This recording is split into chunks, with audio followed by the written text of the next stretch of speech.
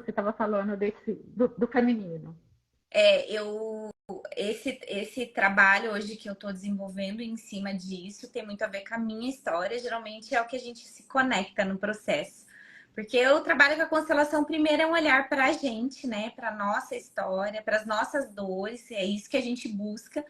E depois isso vai fazendo tanto sentido para a gente e vai acessando tantos lugares profundos dentro da gente que a gente quer começar a expandir. Isso que a gente está fazendo aqui, a gente começa a se colocar a serviço de tudo isso que a gente aprendeu, vai enchendo tanto na gente que não vai cabendo mais aqui. A gente precisa pôr para fora e trazer outras pessoas para esse olhar, né? Uhum.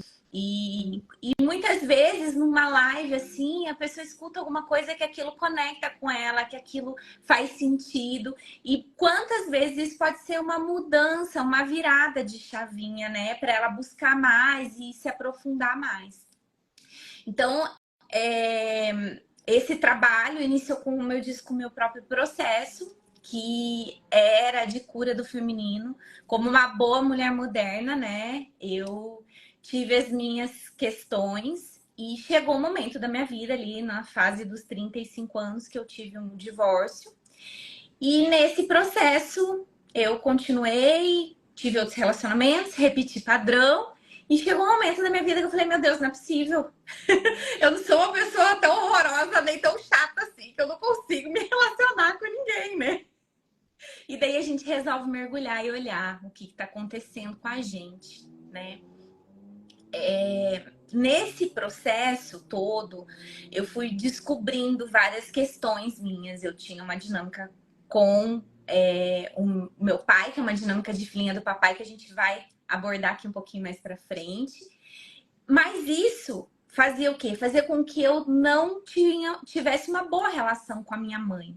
E é muito interessante essa questão da nossa relação com a mãe, como ela tá ligada ao feminino ferido, porque às vezes a gente acha assim, não, eu não brigo com a minha mãe, eu não tenho desentendimentos, mas a gente também não tem conexão, né? Sim.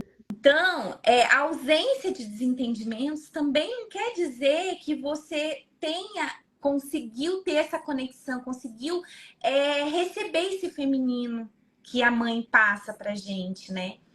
Então, o que é esse feminino ferido que a gente, aqui no Brasil, a gente tem abordado muito, a gente tem olhado muito?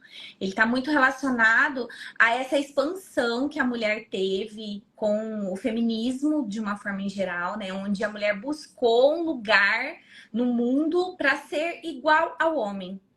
Ela cansada das demandas que ela tinha ali, ela quis ser como homem. E nesse lugar ela se perdeu do ser mulher, né? Então, hoje o nosso trabalho é um trabalho de retorno para a gente ser aquela mulher antiga que não é isso, mas é um retorno para a gente aprender a ser essa mulher moderna, mais reconectada com o nosso feminino, no nosso lugar de mulher, na nossa polaridade. Então, todos nós vamos ter duas polaridades. A gente tem o yin, o yang, o masculino e o feminino. E esse feminino, ele tá tanto dentro dos homens quanto das mulheres. Porém, para a mulher, ela viver a potência do feminino dela, ela tem que estar apaziguada com ele. Se ela tiver mais nessa polaridade do masculino, o que acontece? Esse lugar não vai ter lugar dentro dela. E o feminino é o quê? O feminino é o interno, é o espiritual, é o sentir, é a intuição, todo esse. É o interno. O masculino é o externo. É tudo que a gente. É o trabalho, é o fazer, é o dar conta, é tudo isso que a gente começou a ser. E daí, nesse movimento, a gente. Vou usar um termo que a gente despolarizou e começou a não olhar para o nosso feminino. O que isso traz para a gente? Traz um movimento que a gente vai indo. Quando chega ali na fase, principalmente dos 30, entre 30 e 40 anos, onde a gente chega ali, entre aspas, na metade da vida, a gente começa a entrar em crises existenciais. Porque é como se a gente estivesse drenada mesmo, se a gente estivesse sugada. Começa algumas coisas a gente repensar, qual o sentido da vida, qual foi o meu movimento, qual o sentido, mas será que viver é isso? Eu fazia plantões exagerados, eu fui mãe, mas não vivi a minha maternidade. Dentro do próprio ciclo de ser mulher, de estar conectada com o meu útero, de estar conectada com o meu ciclo menstrual, não vivia isso, não tinha essa percepção do sentir do corpo. Então, todo esse olhar, a gente começa a olhar para quê? Uma mulher, na sua apaziguada com o seu feminino, ela tem uma potência muito grande, porque é a mulher que gera a vida. E esse gerar, qual é a maior função de ser mulher na vida? A Maureen Murdock, ela traz isso, a Clarissa também, em Mulheres que Correm com os Lobos, é o quê? É acolher e gerar, né? Gerar vida em forma de seres humanos, em forma de filhos, mas criar, é a criatividade, o poder de gerar projetos, o poder de criar coisas, o poder de impactar o mundo. A gente tem esse poder que é muito forte. E quando a gente não tá ali conectada com esse feminino, a gente fica o quê? Num movimento linear de fazer, fazer, fazer. Só que não tem a estrutura dos homens, do masculino para isso, né? Então, isso tudo traz uma confusão muito grande dentro de nós. Isso tudo, esse processo da gente retornar para esse feminino saudável, de fazer as pazes com ele, está muito intimamente ligado ao quê? A nossa relação com a mãe, né, Olga? Por quê? Porque muito disso que a gente vive hoje, e na constelação a gente vê muito esse trabalho da ancestralidade, está relacionado o quê? A repetições de padrões ancestrais, principalmente das mulheres do nosso clã, né? Se a gente pensar que nós fomos um óvulo que habitamos no útero da nossa avó, porque quando a nossa mãe estava sendo desenvolvida, né, esse óvulo já estava lá. O homem não, o homem começa a produzir espermatozoides quando ele entra na puberdade. Tá. Mas as mulheres não. O óvulo que gera já vem e fica lá no útero da nossa avó. Então, ele absorve todo um processo transgeracional. Não só de carga de DNA, mas hoje, com a própria epigenética, tem a constelação, apesar dela não ser considerada uma ciência, tem muitas ciências que embasam ela. Uhum.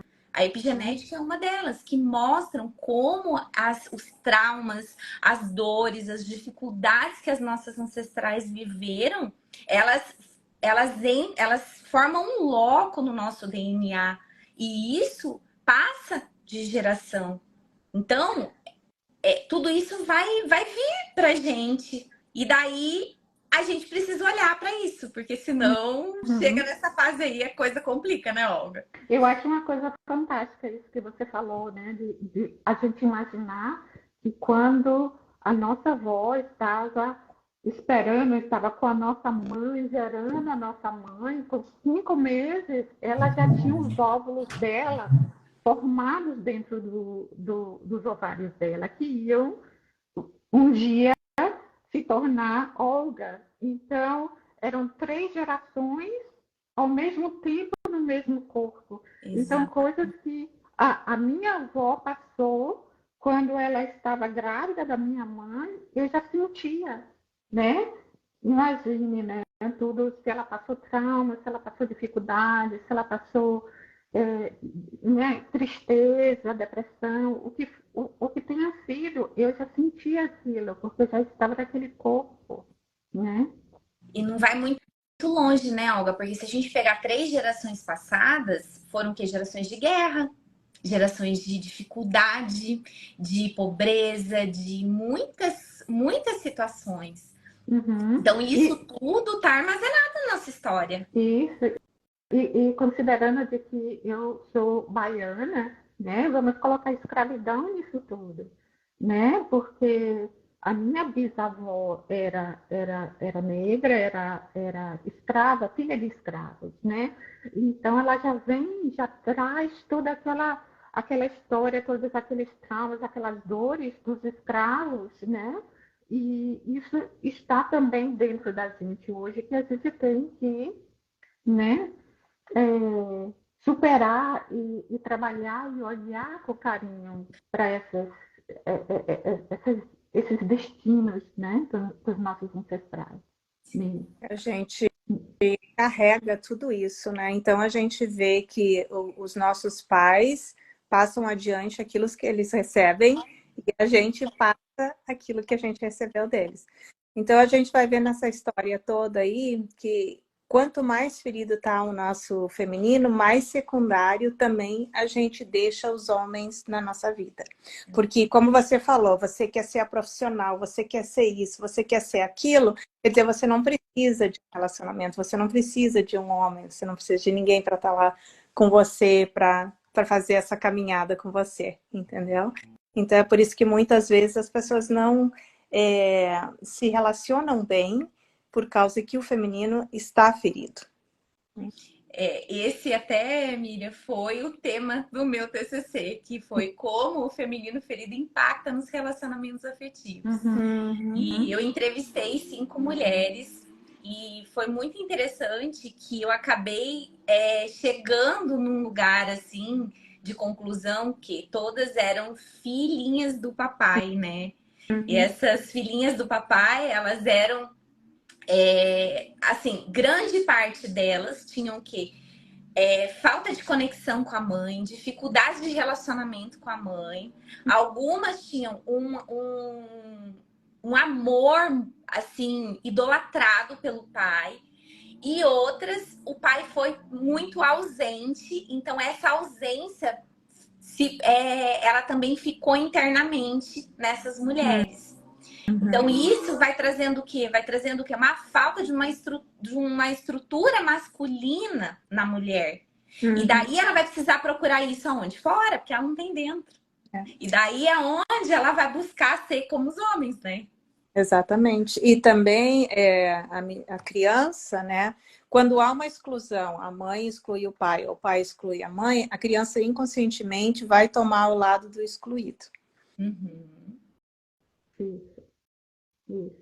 E a outra coisa que eu acho importante a gente falar, o que é a filha do papai?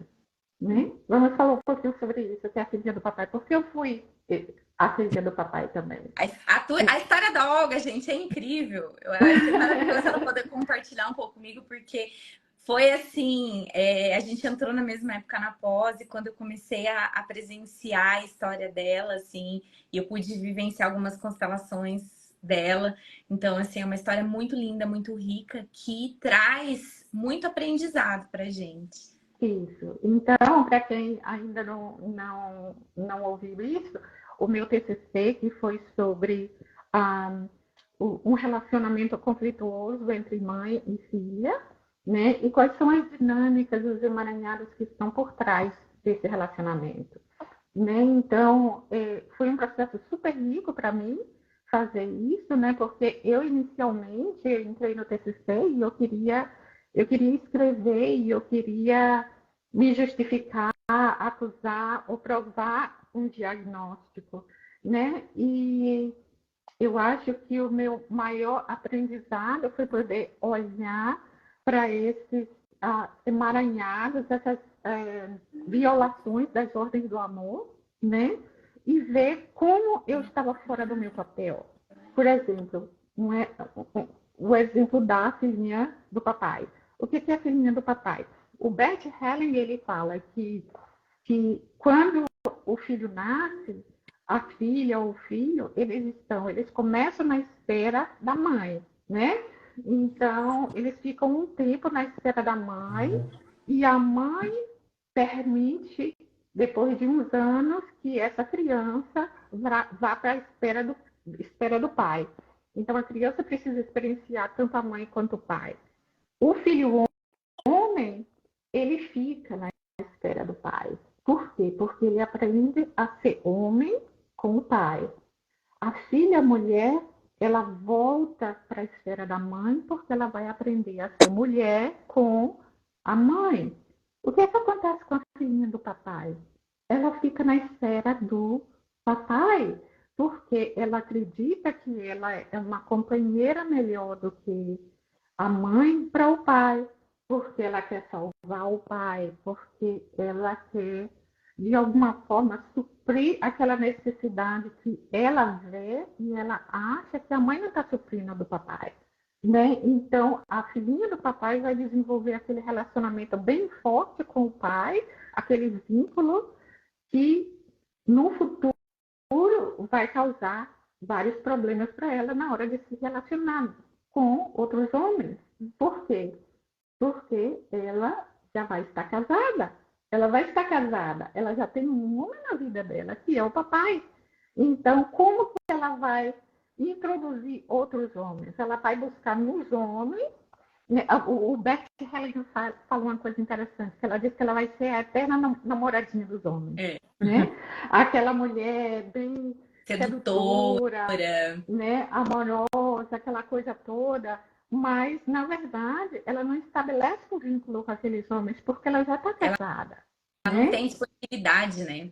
Ela não está disponível. E uma coisa na minha história, como você falou, né, que eu analisei a minha história, eu percebi que esse lugar era conveniente, né? E porque eu sentia que não só eu queria estar naquele lugar, meu pai queria estar naquele lugar, mas minha mãe, era conveniente para minha mãe estar naquele lugar, que eu estivesse naquele lugar também. Então, né, a parte da minha vida, eu fui a filhinha do papai, eu casei 3 vezes, estou no 3º casamento, também tive dificuldades até eu chegar no momento de reconhecer tudo isso e poder estabelecer um vínculo, um relacionamento que seja saudável. Eu passei por muita coisa até chegar aqui, porque eu buscava nos meus relacionamentos, nos meus casamentos, coisas que eu não tinha experienciado na minha vida, né? Com a minha família de origem. Então, essa é a filhinha do papai. Alguém aqui está falando, acabei de aprender que eu não fui a filhinha do papai, sempre achei que fosse. Tem uma outra dinâmica também que envolve a filha do papai, que não é essa de que ela é super, ela assume o lugar ali, mas é a filha do pai ausente, em que ela cria um pai ideal na cabeça dela. E ela, assim, por exemplo, vamos supor se o pai foi embora e a mãe fala mal do pai, ou não sei o que. Ela cria, assim, que, nossa, meu pai foi embora por causa do meu irmão, mas ele é maravilhoso. Então, ela idealiza um pai que, na verdade, ela não teve. Ou mesmo um pai que tá dentro de casa e que, às vezes, ele não é disponível, ele não tá presente.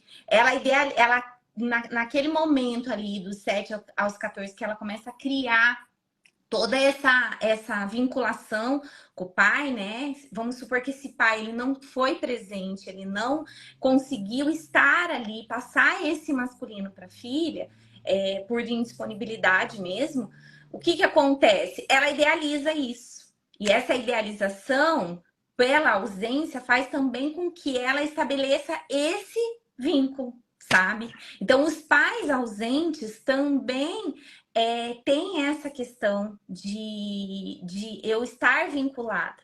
Uma outra dinâmica também é quando, às vezes, esse pai ausente, eu idealizei, só que depois, quando eu cresci um pouco, eu me frustrei e eu peguei e comecei a atacar ele e fui o quê? Fui ser um marido melhor para minha mãe, né? Fui ser companheira da minha mãe. Então, eu entro nesse lugar do masculino como um lugar assim, eu sou melhor que meu pai para minha mãe também. Você então, toma as dores, né? De alguma forma, você toma, por lealdade à sua mãe, você toma aquelas dores, né? Todos esses fatores vão contribuir para o quê? Para a gente, para o feminino ferido. Para que a gente não se conecte com ele, fique na esfera do masculino, né? Então, é muito profundo, cada um tem uma dinâmica que, assim, não dá pra gente generalizar, são exemplos e situações. Por exemplo, se a pessoa quer olhar para a história dela mais profundamente, a constelação familiar é uma ferramenta excelente porque ela é individual. Eu olho para o meu sistema, eu vou olhar para as dinâmicas do meu sistema. Muitas vezes isso não está relacionado só à minha relação com meu pai, mas tem alguma coisa também com a minha avó, entendeu? Eu, por exemplo, minha avó descobriu uma traição do meu avô um mês antes de eu nascer, sabe? Então, assim, isso mudou toda a minha família, enfim, que também fez todo um trabalho com a minha história e fez eu me vincular ali ao meu pai. Então, são várias dinâmicas. É importante o quê? A gente se autoconhecer e se descobrir. Por que que eu tô nesse lugar? Por que que eu tô com essa dificuldade? Por que que eu me separei uma vez, me separei duas vezes? Eu quero me relacionar e não dá certo, né? As filhinhas do pai, elas vão ter muitos problemas nos relacionamentos afetivos. Por quê? Porque elas já estão casadas, elas não estão disponíveis.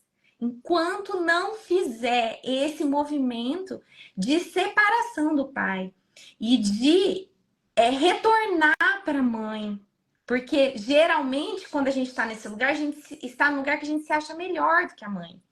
Então a gente critica a forma como a nossa mãe olha para o nosso pai, como é o relacionamento dos dois, como, eu criticava, por exemplo, assim, o fato do meu pai gostar de sítio, minha mãe não gostar, e minha mãe não acompanhar ele, entendeu?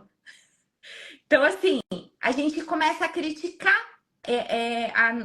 O nosso pai é soberano nessas situações e a mãe não. Então, a gente olhar para isso, e daí a gente tem que retornar. E nesse movimento a gente vai entrar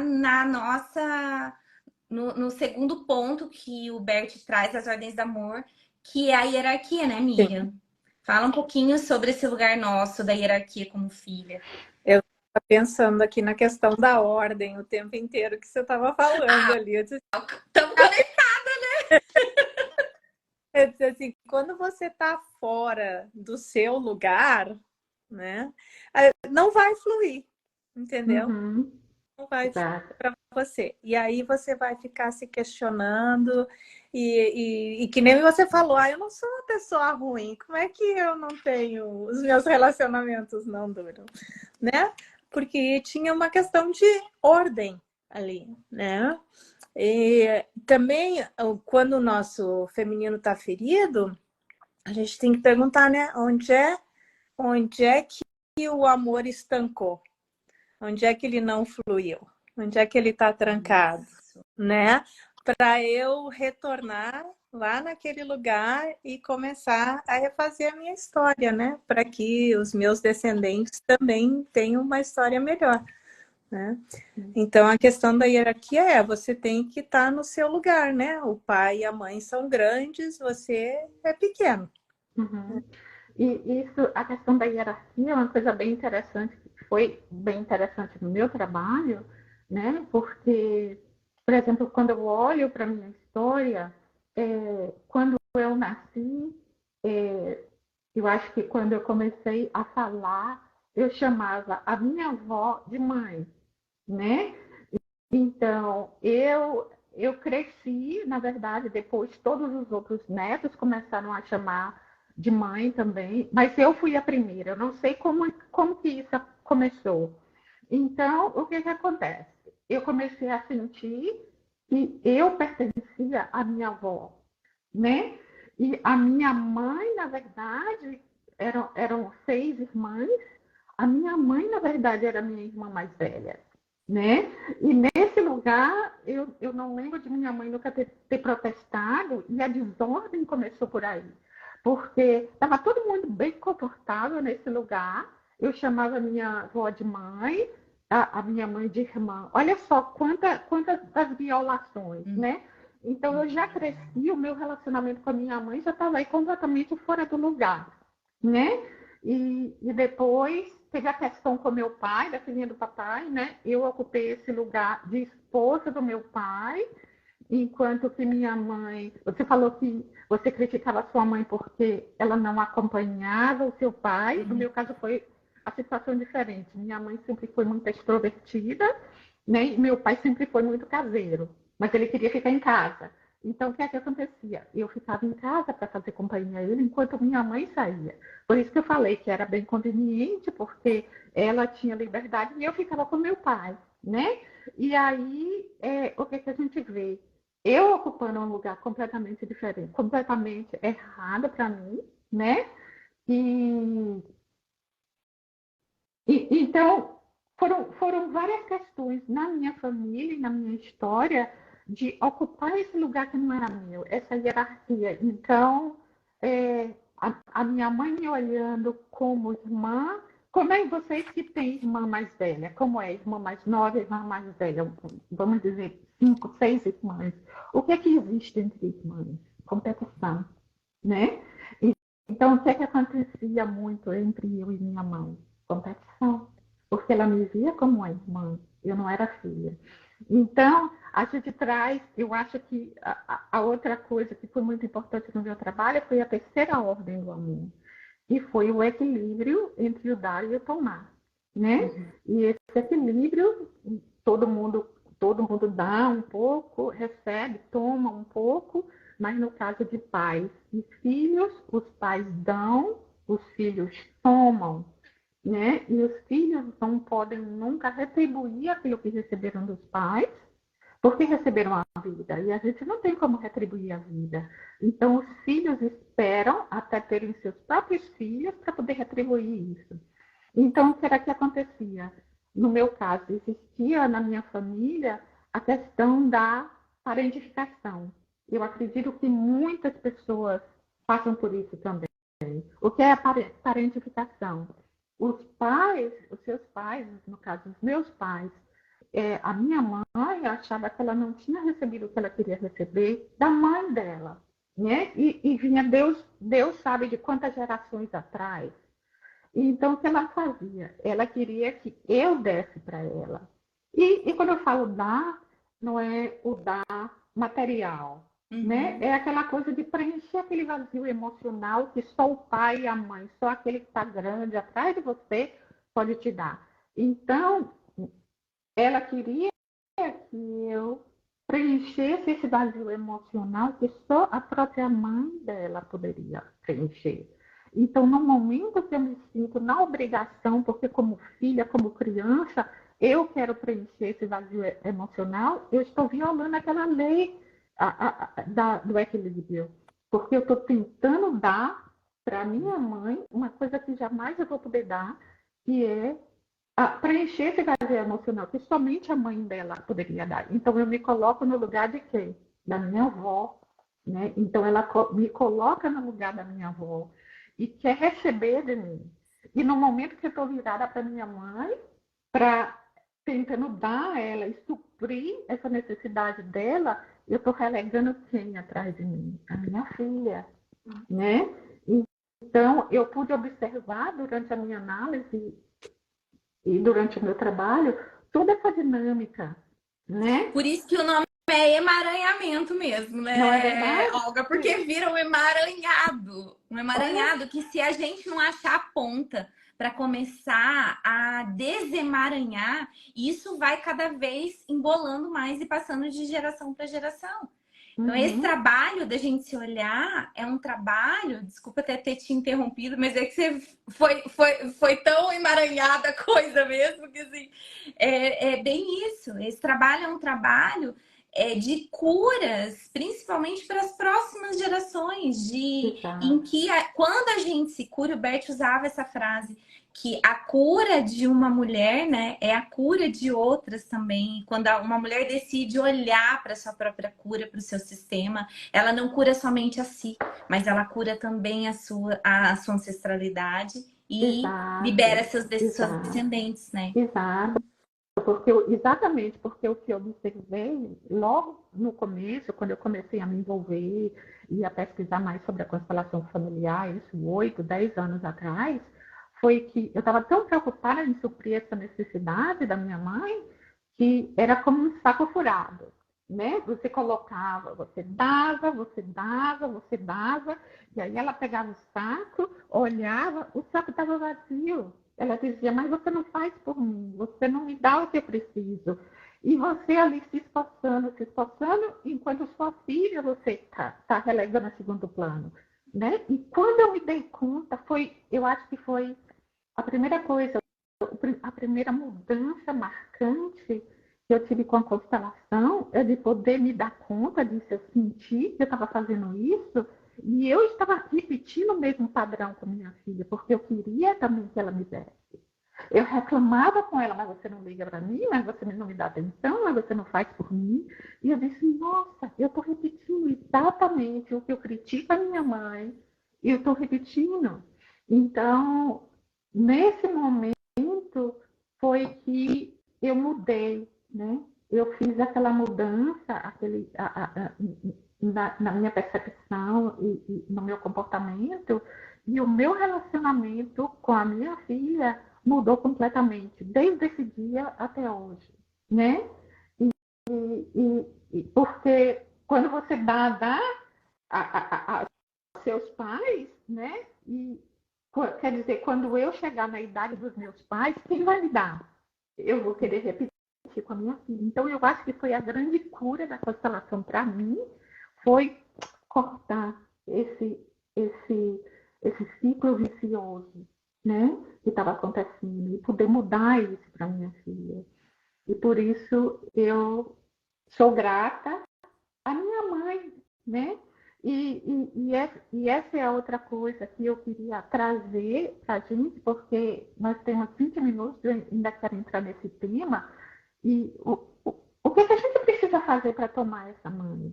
Né? O que a gente precisa fazer para poder ter essa mãe no coração da gente e curar esse feminino? Porque tudo começa com a mãe, Sim. né?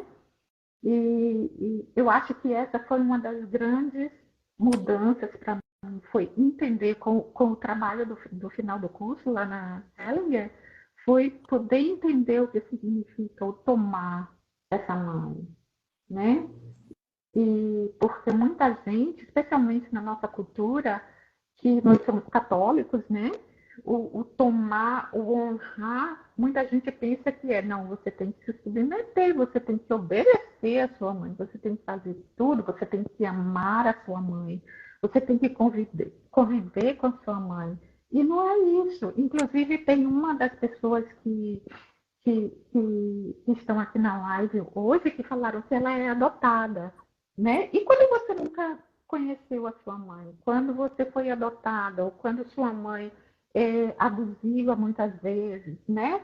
E quando você toma essa mãe? Então foi o meu aprendizado mais importante para isso, que tomar a mãe significa que você vai ter gratidão pelaquela mãe por ter te dado a vida, né? Sou grata à minha mãe por ter me dado a vida. Sou grata à minha mãe por todas as coisas que ela me deu e pelas coisas que ela não me deu também. Porque eu sou quem eu sou hoje por tudo isso que eu passei com ela, né? E, tomar a mãe significa que você vai poder olhar para sua mãe sem julgamento, sem crítica, né? O que é uma coisa muito difícil, talvez leve a sua vida inteira para você fazer, mas cada dia, se você faz um pouquinho, você consegue um dia chegar lá, né? Eu importante colocar também, Olga, na questão do tomar, o que é o tomar? Porque as pessoas que são muito mentais, e eu sou mental, né, pensam que esse tomar é mental. Ah, ok, eu aceito a minha mãe. Quando eu digo eu aceito a minha mãe, eu estou me colocando maior do que ela, entendeu? Eu não tenho que aceitar. Então, o tomar é uma coisa corporal, e o Bert fala muito isso, da coisa do corpo, né? Uma coisa corporal, é você sentir aquilo, né? É você ter fome daquele amor e você ir em direção à sua mãe ou ao seu pai, né? Que não é apenas tomar a mãe, é tomar os pais. Você tem que tomar os dois. Os dois. Os dois. Tá só tocando na mãe hoje, mas focando na mãe. Tem muito você tem que tomar os falar dois. em termos de feminino ferido, porque tem outros aspectos que a gente poderia abordar também, mas isso acho que vai ficar para uma outra live, né? Sim. É muita coisa, né? O feminino pode se tornar ferido também, não só pela questão dos pais, mas de outros eventos que aconteceram na vida. E aí tem que ver aonde que foi o amor interrompido, né? E buscar aquilo. Mas só queria esclarecer essa questão do tomar. Não é essa coisa mental. Ah, eu aceito a minha mãe do jeito que ela é o que ela é. Não, não é isso, entendeu? Isso não é tomar. É aquela coisa corporal, é você ter aquela sede de amor, Como é que você se sente quando a sua mãe chega perto de você? Como é que o seu corpo se sente? Entendeu? Fica alegre, não fica? Você quer abraçar, não quer? Então, tem todas essas coisas aí E, envolvidas. e sabe uma coisa que você falou aí, Miriam, que me veio? E quando a sua mãe ela não tem disponibilidade de te dar o amor? Uhum. E como Exato, fica? É. Como exato, fica? exato. É, por isso que nesse movimento de cura é esse processo da gente aprender a se acolher e o que a Olga falou. A gente não tem alternativa. A gente precisa concordar com como foi a nossa história e o que foi. Porque só a partir desse lugar a gente consegue olhar para frente e a gente consegue fazer diferente. A gente consegue modificar alguma coisa. Porque senão a gente vai sempre ficar naquele movimento infantil, buscando esse amor lá na fonte, que essa fonte ela não tem mais para dar. O que ela teve foi aquilo. E aquilo foi suficiente de certa forma, porque, como a Olga falou, porque me deu coisas, me deu vazios que me fizeram, através desses vazios, buscar outras coisas para me preencher.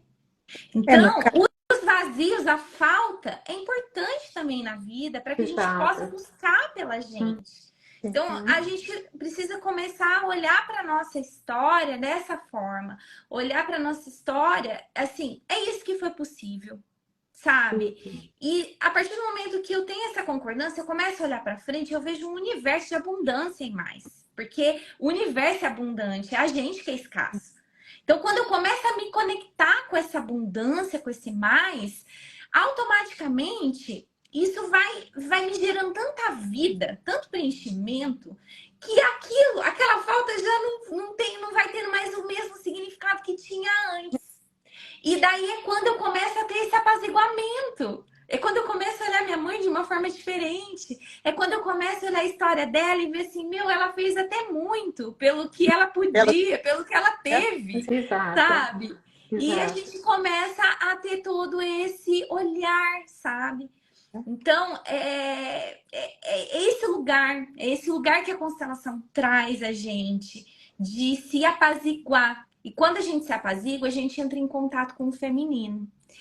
E daí, eu queria ler um trechinho de um livro aqui para depois a Olga e a Miriam fechar, que é sobre a jornada da heroína. E ele fala sobre o nosso lugar de mulher no desenvolvimento da cultura, né?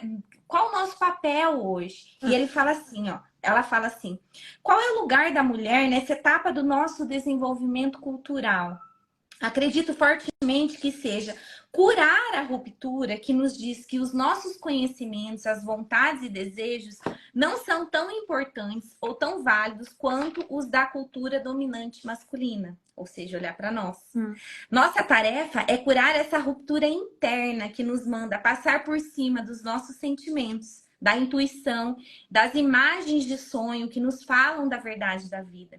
Precisamos ter a coragem de conviver com o paradoxo, a força para manter a atenção de não saber as respostas e a disposição de dar ouvidos à nossa sabedoria interior e à sabedoria do planeta que implora por mudanças, porque esse movimento não está sendo só nosso, é um movimento planetário, da própria Terra, de Gaia, que está cansada também de como está sendo usada. A heroína deve se transformar numa guerreira espiritual. Eu achei isso fantástico. Isso exigirá que ela aprenda a delicada arte do equilíbrio e tenha paciência para a lenta e sutil integração dos seus aspectos femininos e masculinos. Ou seja, é o apaziguamento, né? A integração dos dois. No início, ela sente a necessidade de abandonar o seu eu feminino para se fundir com o masculino. E quando faz isso, começa a perceber que essa não é a solução e nem o fim. Ela não deve descartar nem abrir mão do que aprendeu durante a sua busca heróica, mas deve aprender a enxergar suas habilidades e seus êxitos conquistados com tanto esforço, não como objetivo, e sim como parte da jornada. Ela então começará a usar essas habilidades em sua missão maior, em busca de aproximar as pessoas e não de ganhos individuais. Esse é o casamento sagrado do feminino e do masculino, quando a mulher pode não apenas servir às necessidades dos outros, mas valorizar e ser sensível às suas próprias também. Esse foco na integração e a consciência da interdependência que surge a partir dele é necessário para que cada um de nós, neste momento em que trabalhamos juntos, para preservar o equilíbrio da vida na Terra. Então, o nosso papel é um papel não só espiritual para a gente, mas é um papel de reconstituição do planeta. Porque o poder da mulher é esse.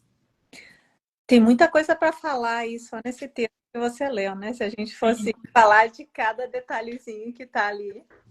Mas a gente pode fazer outras lives. Vamos. Vamos fazer. Adorei essa. Eu adorei essa. Adorei. Acho importante a gente falar, assim, né? Você falou da questão dos pais indisponíveis, né? E é verdade, às vezes eles não estão disponíveis. O que a gente faz nesse caso? A gente vê e suporta, que nem você falou. A gente segue adiante e a gente faz melhor, né? Então, às vezes as pessoas perguntam também, tá, o que eu faço com os meus traumas, então, que aconteceram na infância, né? Como é que eu resolvo tudo isso? Como que eu vou aceitar, né? Eu tenho que sentir, né? Exato. Eu choro, eu resolvo e eu rasgo a carta de débito, entendeu? E tomo a vida e sigo adiante e faço o meu melhor. É isso mesmo. E eu queria só adicionar uma coisa que eu aprendi, foi um aprendizado também do meu trabalho, é que eu posso olhar para minha mãe e dizer, eu deixo com você o que é seu. E sigo a minha vida, levando somente o que é meu. Eu não preciso, eu me liberto e não preciso mais carregar nas costas os problemas dela. Eu deixo com ela tudo que é dela. Então, para concluir, eu queria ler isso aqui. O Bert escreveu, agradecimento ao despertar da vida. Ele disse que se nós podemos dizer e ler esse texto e ouvir esse texto para nossa mãe, para nosso pai, com frequência, um dia nós vamos conseguir tomá-los e senti-los no nosso coração. Então, eu faço isso todo dia. Eu gravei para mim esse texto, eu escuto todo dia e tem feito uma mudança muito grande para mim, porque eu vou ler para vocês e depois vocês podem comentar, mas eu acho muito bonito. Agradecimento ao despertar da vida, está nesse livro aqui de Bert Hellinger, O Amor do Espírito, página 36. Querida mamãe, eu tomo a vida de você, tudo, a totalidade, com tudo que ela envolve, e pelo preço total que custou a você e que custa a mim. Vou fazer algo dela para a sua alegria, que não tenha sido em vão. Eu a mantenho e honro, e transmitirei, se me for permitido, como você fez. Eu tomo você como minha mãe, e você pode ter-me como sua filha. Você é a mãe certa para mim, e eu a filha certa para você. Você é grande, eu sou pequena. Você dá, eu tomo, querida mamãe. E me alegro porque você tomou meu pai. Vocês dois são certos para mim. Só vocês. É lindo. É lindo. Né? Então, tomar a mãe no coração é você poder sentir tudo que ele falou aqui, né? Nesse poema, né? Não precisa você conviver. No caso da nossa colega aqui que colocou que é adotada, você pode sentir isso. Ela falou aqui que ela sente que a mãe dela biológica fez a melhor coisa, que foi dar para a adoção. Muitas vezes, né? A melhor demonstração de amor que eles podem dar é dar um filho para adoção, né? Porque eles não têm condições de dar o que eles acham que os filhos merecem ou podiam receber. Então, tomar a mãe não significa que você tem que conviver. E muitas vezes, como no meu caso, e eu escrevi no meu trabalho, a distância e talvez o contato zero seja a melhor opção. Porque você precisa seja, quando você vem de uma vida de tantos anos, que você está tão fora do lugar, e de tantos emaranhados na sua família, que esse lugar não te cabe mais. E no momento que você diz, não, eu não vou mais ficar nesse lugar, e começa a colocar limites, você começa a ter resistência do outro lado. Então, muitas vezes, você escolhe o contato zero, não para ir contra a sua mãe ou contra o seu pai, mas por você, pelo seu amor próprio, pela sua autoestima, né? Pela sua integridade emocional e para que você consiga assim, seguir o seu caminho, levando somente o que é seu. Então, essa foi a forma que eu achei de tomar a minha mãe. É um trabalho diário, né? É uma luta diária, mas eu tô no caminho, eu acho que eu estou no caminho certo, né? Porque eu estou fazendo aquilo, eu estou olhando, me disponibilizando para minha própria filha e seguindo, né? E seguindo e sendo, eu acho que a vida começa a fluir, né? Sim, Você vai para o mais. sim. Quando você está fazendo algo por você e estou fazendo também para que todos os sacrifícios dela não tenham sido em vão, né? Por isso que eu gosto tanto desse texto. É. Conclusões finais? Gente, isso foi muito legal. A gente precisa fazer outras vezes. Outras vezes. Eu fiquei pensando na questão da adoção, né? Que bom que ela sabe que é adotada, que não é um segredo, né? Porque quando é um segredo, é um problema. E assim, dessa forma, ela pode honrar os pais biológicos, né? E ela também, pelo visto, pelo que ela escreveu aqui, ela reconhece que foi uma das coisas melhores que a mãe biológica fez, foi dá-la para adoção. Então, nossa, que coisa incrível, né? Você poder saber isso, sentir e se dar conta disso. É uma coisa muito bonita, né?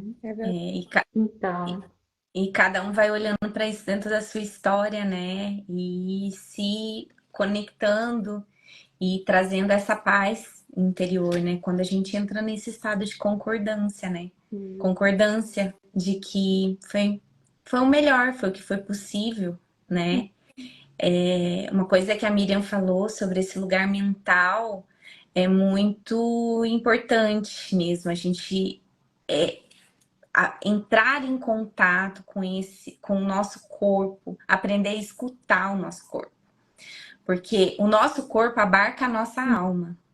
E a nossa mente, ela muitas vezes traz muitas confusões, porque ela quer justificar, ela tem um lugar de vítima, onde através das justificativas ela quer ter razão, né? Agora, o nosso corpo, quando a gente começa a se acostumar, a se conectar com ele, com as verdades da nossa alma, com o caminho que a gente deseja seguir, a gente consegue vivenciar um fluxo mais profundo. E menos resistência, porque a gente se percebe, aqui eu tô bem, aqui eu não tô bem, e essa situação meu corpo não sentiu. Isso a gente vê com as próprias doenças, que também é uma forma de manifestação, né?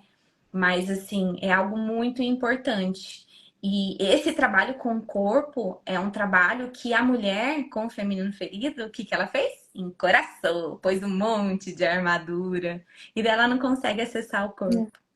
Então, esse processo que a Miriam falou, voltar na dor, sentir a dor, chorar a dor, e isso muitas vezes a gente precisa de alguém para estar nos conduzindo a isso, porque tem situações, tem traumas que são muito difíceis para a gente retornar e a gente precisa de ajuda. Então, assim, fazer esse processo é muito importante. Para quê? Para que a gente vá se desencoraçando para poder acessar o nosso corpo e poder ter esse sentir, poder acessar isso para entrar no fluxo da vida, né? Queria agradecer muito vocês. adoramos